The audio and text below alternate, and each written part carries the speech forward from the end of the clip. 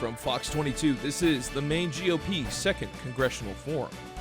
Good evening, everyone, and thank you for joining us for our special election coverage leading up to the Republican primary. I'm Beth Jones. And I'm Peter Dubois. Before voters head to the polls in November, they'll have some decisions to make on primary day. And among those decisions, voters will decide who faces off against incumbent Democratic Representative Jared Golden, who currently represents Maine's 2nd Congressional District. Two Maine state lawmakers are vying for that opportunity, Representatives Austin Theriault and Mike Sobolewski. We wanted to help our viewers make an informed decision, and it was important to us that each candidate get an equal opportunity to represent themselves. Each was given 28 minutes uninterrupted and was asked the same questions. Those questions touching on a variety of state and national topics, so you would know where they stand on the issues that matter to voters. We start our coverage tonight with my conversation with Maine State Representative Austin Theriault. Welcome in, everyone. I'm joined now by Representative Austin Theriault from Fort Kent. Representative Theriault, thanks so much for joining us today. It's great to be with you. All right, and let's get right into the questions. It's great to be able to speak with you today, and let's start out by talking a little bit more about your background, who you are, and what part of Maine you're from, and just giving us some of those background details. Absolutely. So for folks that don't know, I'm from Aroostook County. I'm very proud to be from the county, from a small town in Fort Kent of about 4,000 people. And you know, what I remember from childhood about growing up in that area was everybody supports each other, right? There's a sense of community. There's a sense of people working together, making sacrifices. And I tell the story of my grandfather. He's 82, he's still with us. And he dropped out of school in 4th grade. He grew up in Santa Gut, which is like a farming community in the St. John Valley. Because there was 13 kids at the farm, and there was some question as to whether or not they were going to be able to make it through the winter if the kids actually didn't go to work. So he made sacrifices for our family. And I think it's time that every generation takes a step back and says, well, what kind of sacrifices are we going to make for the next generation? Obviously, my background's different than my grandfather, but being from the St. John Valley, you know that hard work is important, dedication, service to the community. At an early age, I worked in our trucking company, our logging company, which is what my grandfather started back in '87, I believe. Time flies. And my father works in that as well. I mean, it's like a family affair. The Theriaults have been known to be entrepreneurs. So, you know, think of my grandfather, my father, my uncles. My grandmother was right involved in the business. She kept the books. So I worked in the family business as a teenager. And you know, you see the ins and outs. You work side by side with people that are making $12, $13 an hour, and the sacrifices they have to make for their kids to be able to provide. At a certain point, I had an opportunity to go NASCAR racing, and I'm sure we'll talk about that in a second. But so many doors opened for me, and just very grateful for that. I met so many great people along the way that just gave me opportunities. And who would have ever thought, you know, a young kid from Aroostook County, which is known for producing loggers, you know, farmers, and really just hardworking people, would ever make it to NASCAR. I think it's quite tremendous, and I worked hard, but at the end of the day, like I said, I had so many great people supporting me behind the scenes. And tell us a little bit more about your experience in government. What makes you qualified to represent Maine's 2nd Congressional District? Yeah, absolutely. So, you know, we'll get right into my business experience. And I think what we're seeing across the political spectrum right now is people are tired of sort of career politicians, people that just are there for 20, 30, 40 years. Some of them have never worked a real job in their lives, never hired people, never managed people.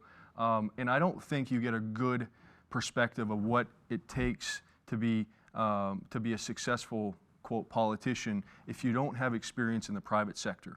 And I have experience in the private sector. I mean, I own my own business since I was 16. By the time I was 18, I could legally sign checks. You know, I was managing my race team at the time, and I was traveling across New England and eventually started touring across the whole United States. But I mentored under some very, very, very successful business people. You know, business people that we look at that I've been able to work underneath, and they just taught me so much about, you know, how to manage people, how to balance budgets, how to build businesses and build companies, and I was able to do that. And I think that perspective is especially important in today's climate when we have a record national debt. You know, some would look at the United States as maybe being on the backside of a country that you would deem to be successful. when 20, 30, 40, 50 years ago, people were looking at the United States as being leaders on the world stage. People are wondering if we're even going to be able to pay our bills. You know, seems like every couple of months we're headed to a government shutdown or government default, and I think that's just totally unfortunate. And that's why having people who have business experience, people who have led companies, I think is important. And that's the perspective that I bring, right? I'm a young professional, similar to you. We're in our 30s, but I actually think that that's an asset nowadays, right? Because it's going to take new ideas. If we're going to move this country forward, if we're going to move the state forward, we've got to start getting the next generation involved, especially the next generation that understands where they came from, and I certainly understand where I came from. So we've talked a bit about your background, personally, politically, your youth, and that kind of leads me to our next question here. What sets you apart from your Republican opponent, Representative Mike Sobolewski? Yeah, I had the pleasure of serving with Mike in the legislature. I think we come from different backgrounds.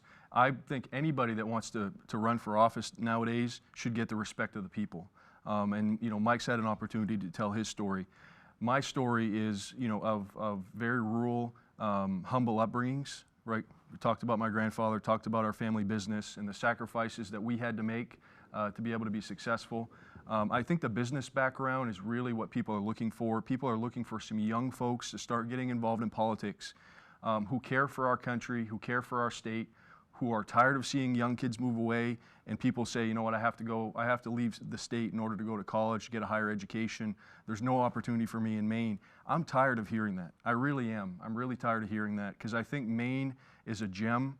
There's tremendous opportunities around the state, but we have to get some forward-looking people, and a part of that next generation is who are the people that are going to stay here, who are the people that are going to make sacrifices so that when our kids and our grandkids are born, that they can be proud of not only being born here, going to school here, but raising a family and owning businesses and eventually retiring. And I think right now there's just not everybody's on the same page with that. And I'm definitely different from that perspective. I believe that in order for us to move the state forward, we are going to have to work together, right? I'm a Republican, but I'm running against hopefully Jared Golden, who's a Democrat. But at the end of the day, whoever wins, we have to figure out how to work together because people are tired of the inter-party fighting, and it's like me against that person, and nothing ever happens. It's why I got involved in politics in the first place, to be honest. My motto on the campaign trail when I ran for State House was, time to put people over politics. And it's certainly something that I would take to DC because right now DC desperately needs that mentality of, you know what, there is something more important than party. It's about putting our constituents first and about putting the people here in the state first, regardless of what political party you belong to. And jumping ahead, looking to November now, if people, Maine voters, are heading to the polls and they have the choice to vote for you or Jared Golden, why should they vote for you? Well, I say Jared is a really nice guy. I mean, I think it's important, especially in today's divided political climate, that you respect your opponent, and I certainly have respect for Jared. But I think when people go to the ballot box this November, they're going to be looking at two futures, right? A future of the status quo, what's going on now. I'm getting a feeling that people are not too happy with what's going on right now, whether it's the Biden administration, whether it's Jared Golden as a 2nd District congressman. We need much more aggressive leadership in the 2nd District because the 2nd District, despite having so much in terms of natural resources, the people are great, they're hardworking people, they're falling behind the rest of the state. The 2nd District is falling much more behind the rest of the state. You look at things like the poverty level, economic development, education. We're not getting what we need in the 2nd District. And I think it's going to take a congressman who's not only active in DC, a congressman who can meet with people here in the district, bring people together every single day, every single week. And I think what we're seeing with Jared Golden is that as more time goes on, he started to absorb what it's like to be a politician that goes and runs 3 terms, 4 terms, 5 terms, and he's not showing up for the people in the district. As I meet with voters who have previously supported Mr. Golden, they're frustrated that he hasn't followed through, with what they've asked him to do in terms of, just simple things like, hey, can you follow up on this item or that item? I was in Millinocket earlier today touring the closed down mill facilities. I mean, talk about thousands of jobs leaving a community. And I had a random stranger come up off the street on Main Street, and he asked, who I was, and I introduced myself, and I said, I'm running against Jared Golden. He said, I voted for him the first time. I thought he was somebody who could bring people together. But he's never been here, right? And we have 2 mill facilities that need redevelopment. My main focus as a congressman is going to be doing my job in DC, but making sure that we work together here in the 2nd District, because there are businesses who are looking at the 2nd District, not only to expand, but to come in and spend hundreds of millions of dollars. And we haven't seen that that Jared Golden has followed through in those commitments to the constituents here, to see that those businesses are successful, and those are good paying jobs for the people in the 2nd District, and that's my focus. So we've heard some of your core values at this point and some issues for you. What do you feel are the most pressing issues for the state of Maine, and how will you work to address them? Yeah, so I look at what's going on in our small towns, and we see record high drug overdoses. We see that inflation is at a record high. I mean, it's going down, but technically it hasn't gone down, because every month it goes up 3, 4, 5%, and that's 20 or 30% on your grocery bills. That's a main focus for me right now. I think government spending and government policies have been a big driver behind inflation, and specifically, looking at some of the policies that Jared Golden has voted while he's in Congress, things like the IRA, the so-called Inflation Reduction Act, which most neutral observers will recognize now that actually didn't reduce inflation. It might have actually made inflation worse. It also pushed things like the EV mandates that we're seeing kind of pop up. Biden's mentioned the EV mandates. There was an EV mandate that was proposed here in the state of Maine. A lot of people are pointing towards I think it's 20, 30, 40 billion dollars worth of environmental spending that was lodged into the Inflation Reduction Act that Jared Golden voted for as a reason that these groups are now pushing for an electric vehicle mandate. We've got to secure the border. We've got people coming across that we don't know who they are. While I do feel compassionate that people are escaping some levels of poverty and discrimination in their countries, we have to have an immigration system in our country where people follow the laws. I don't think it's fair that somebody waits 3, 4, 5 years, and then you have an illegal coming to the front of the line, getting dropped off in the United States with a court date potentially, or a hearing for their maybe 3, 4, 5 years down the line. It's not fair. We have an immigration system that does need to get reformed so that we can have people in our country that want to add to the economy, want to raise families, and just add to the prosperity of what America is, because America is the beacon of hope in the world. But it's not fair that we have illegals coming, and a lot of them are using public assistance and government assistance. Meanwhile, you have people that have been here for many years that they can't get assistance, right? I have constituents in the St. John Valley this winter. They said they can't even afford to put heating oil in their tank. They're not eligible for public assistance. Meanwhile, we're housing illegals down in southern part of the state and giving them free rent. So I think there's just a total disconnect. We're all compassionate, but we have to have the rule of law in our country. And I think if we do that, we can have an immigration system that's more aligned with the values that we really hold dear. And I want to dive a little deeper into some of those topics that you brought up. You mentioned record high overdose rates. Let's talk a little bit about your position on decriminalizing drugs and safe injection sites. Can you give us your thoughts on the ideology behind both decriminalizing drugs and safe injection sites? Well, I did not vote to decriminalize drugs. Specifically talking about how we can reach people who in some instances are not reachable. I have a personal story in my family where folks are dealing with substance abuse, and I don't know, but I would imagine a lot of viewers out there have similar stories of people that they try to get them into treatment, and there's just a resistance there. So I look at this as, what are we willing to do for our friends, our neighbors, and our family members when they are asking for help? And I think we need to look at every single tool in the toolbox. There's not just one thing that works. If it works for you, it may not work for the other person.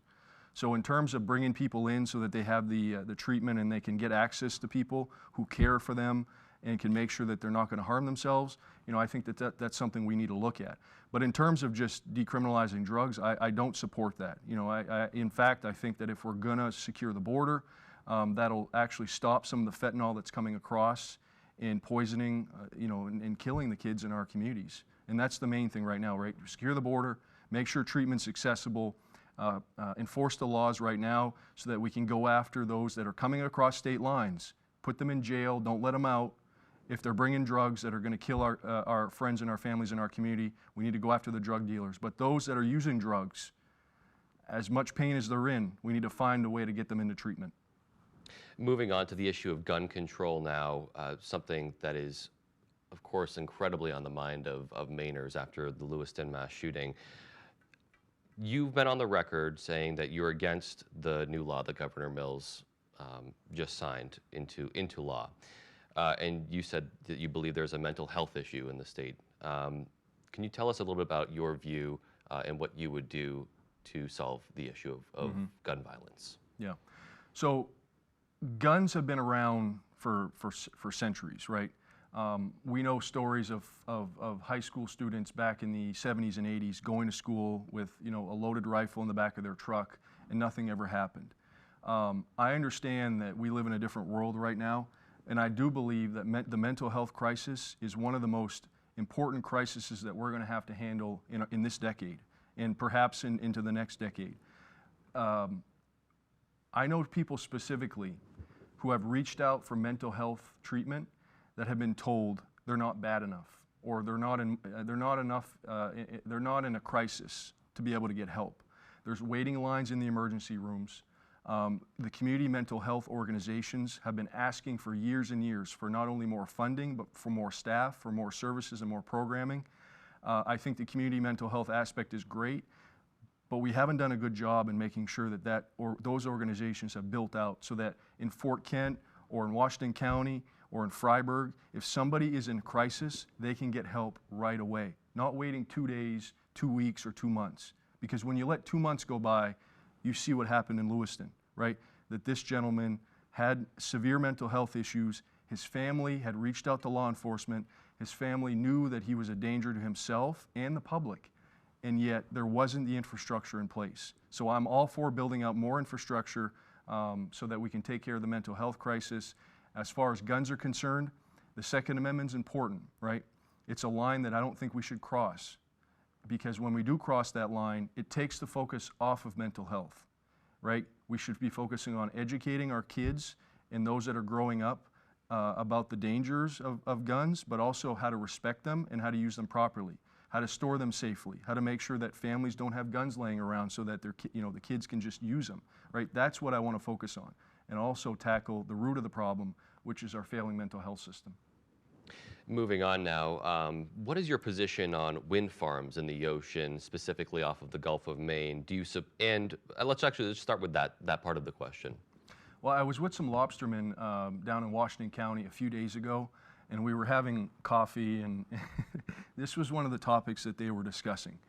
They're very concerned that the offshore wind is going to decimate their industry.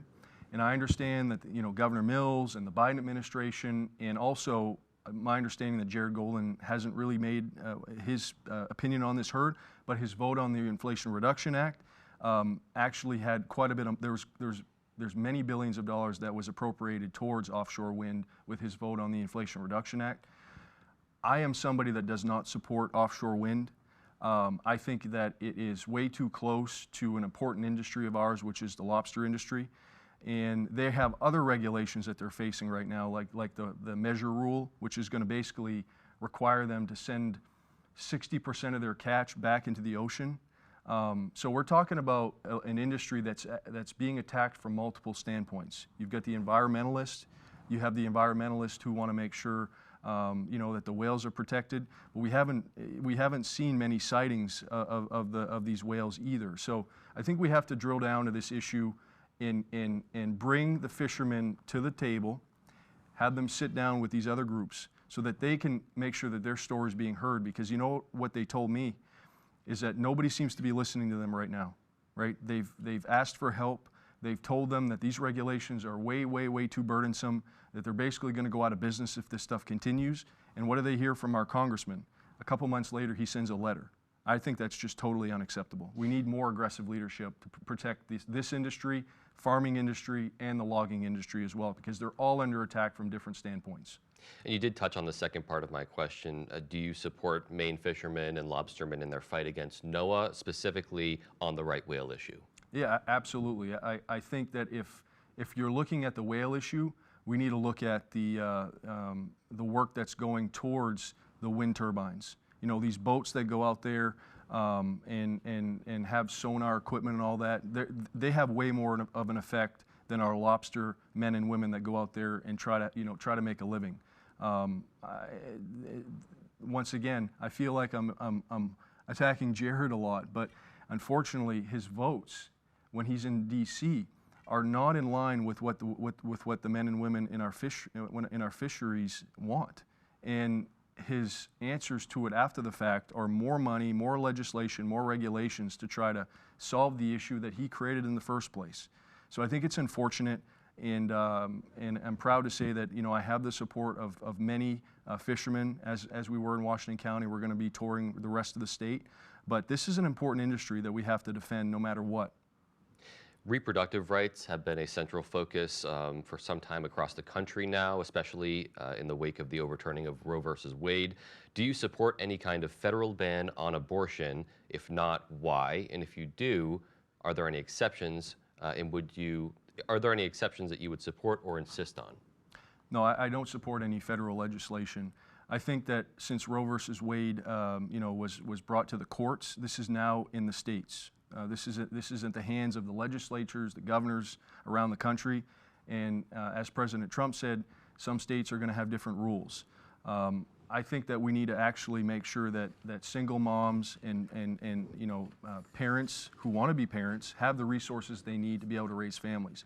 I'm all for more support for moms that are struggling right now. As a Christian, I actually think that that's what we need to do. We need to be compassionate to make sure that these folks are taken care of. I am personally pro-life. I was raised in a French Catholic family in the St. John Valley. I think it's very deeply personal to me that we protect life. But as somebody going to run for Congress in D.C., the Constitution is clear that this is a states' rights issue and it's no longer in the hands of the feds, and I will honor that. Do you feel that women who seek abortion care or clinicians who provide abortion care should be prosecuted or penalized in any way if it crosses the line of another state law? No, like I said, I'm personally pro-life, but I'm very compassionate with people in a very sensitive time for them. I mean, my mom was bedridden when she was pregnant for me for like 3-4 months. I mean, she couldn't even leave the house. The doctor thought she was going to lose the pregnancy because before that, I had lost another brother of mine. He was between my older sister and me. So once again, this is a very personal thing, and I don't think we can just say that right off the bat that people need to be penalized. Now, if there's laws that get broken, the law has to be followed. But I'm not looking to create any laws in D.C. regarding abortion, and I think it's a states' rights issue. Moving on, now looking at an international scale, the U.S. is currently supporting allies in multiple areas of the world, including Ukraine, Israel, and Taiwan, either by supporting them with aid or other support as they are directly engaged with other aggressors. As is the case with Israel and Hamas and Ukraine, do you support to continue to provide those countries with assistance? I think in terms of Ukraine, we've given them billions and billions of dollars. At first I was very interested in making sure that Russia, didn't have a foothold in that region. Increasingly, what I've seen though is people have been concerned that there'd been a blank check for Ukraine and that some of the money may have been wasted. I think in terms of Taiwan and Israel, we fully support them. They're some of our biggest allies. But we need to make sure that in terms of Ukraine money, I know that there was legislation that went through the House of Representatives and the Senate recently, and the President signed it. I wouldn't have voted for the Ukraine funding specifically because I think that there are issues here at home, and people know what they are. The border's open, people are coming across. This has been something we've been talking about for years and years and years, and it hasn't been addressed. I think it's important that we address the issues here at home before we start sending billions of dollars overseas. In terms of the Israeli aid, I would have supported that because I think Israel is definitely our most important ally in the Middle East, and we need to make sure that Hamas is defeated. Absolutely. Moving on now, one of the presidential candidates, former President Trump, believes that presidents should be immune from prosecution for criminal behavior while in office. Do you agree with the concept of presidential immunity? To be honest, I haven't looked into it. I don't think that I'm going to have immunity if I'm elected to Congress. So I'm not sure, where the dust is going to settle there. But to be honest, I've traveled all of the counties in the district. Nobody's asked me about presidential immunity. I know there's other stuff going on right now, and my answer to them is, I think that people are going to have an opportunity at the ballot box to decide whether they're going to support President Trump or President Biden. Right? I'm supporting President Trump because I looked at the economy 5 years ago, and I saw prosperity. I saw people had more money in their pockets. I saw inflation at like 1.5%. The border was being secured. We didn't have multiple wars going on. That's what I think people are going to have the opportunity to decide on. I believe that the voters know and should be able to make that decision, not any court and not anybody else, not unelected people. That's up to the voters to decide who they want their next commander-in-chief to be. And earlier in our conversation, you brought up the crisis at the southern border. How would you address it, and what role do you think the state of Maine should play in the immigration crisis? Yeah. Well, Maine has a large border with Canada, and I represent District 1 in the House, and you have a lot of Canadian border there. A lot of it's sparse and not really populated, but we have, Fort Kent, Madawaska, and those areas where a lot of international trade happens. I think the northern border is increasingly becoming an issue because there's so much focus on the southern border. So I'm for additional security in terms of technology, in terms of border patrol, both at the northern and the southern border. I think by finishing the border fence, it's going to allow us to reinstate remain in Mexico, which was a policy during the Trump administration that allowed these people that were looking for asylum to actually stay in Mexico and not come into the United States and then be dispersed throughout the whole country. So I think securing the border, number one, looking at technology, looking at increased border patrol presence around just to fill in the gaps that people are coming across. But I think what you'll find is once the southern border is secure, that we will also realize that there were quite a few gaps at the northern border that have to be secured, and that's what I'm focused on because that's where I grew up, so I understand the northern border. All right, Representative Terrio, we have just under a minute left. I'm going to leave the floor open to you to end with anything that you'd like to get out there. Well, I appreciate it, first of all, and thank you to the viewers back home. I am very proud to be from Aroostook County, from Fort Kent, part of a French-speaking French Catholic family in the St. John Valley. I believe in hard work. I believe in making sacrifices for the community. My grandfather sacrificed so much for me as a kid, and I saw my grandmother right side by side with him building a successful business. But what we're seeing in the 2nd District is that economically, as far as the next generation, as far as education, people feeling like there's hope. We're not seeing that as much as we used to. So we need to make sacrifices, and I'm willing to do that as a young person here in the 2nd District so that we can bring our economy back, so that we can have jobs and bring manufacturing back so that people have hope for the future. So I would ask for your vote on June 11th. I'm running as a Republican in the 2nd District and would appreciate your vote. You can vote early, and hope everybody has a great rest of your day. Representative Austin Terrio, thank you so much for joining us today. Thank you. And a note about Mr. Terrio's interview, which you just saw. Our time ran out before he was asked the last 2 questions. So you will find his responses to those on our website, foxbangor.com. And stay tuned, everyone. Coming up, you'll hear from Representative Mike Sobolewski. We'll be right back.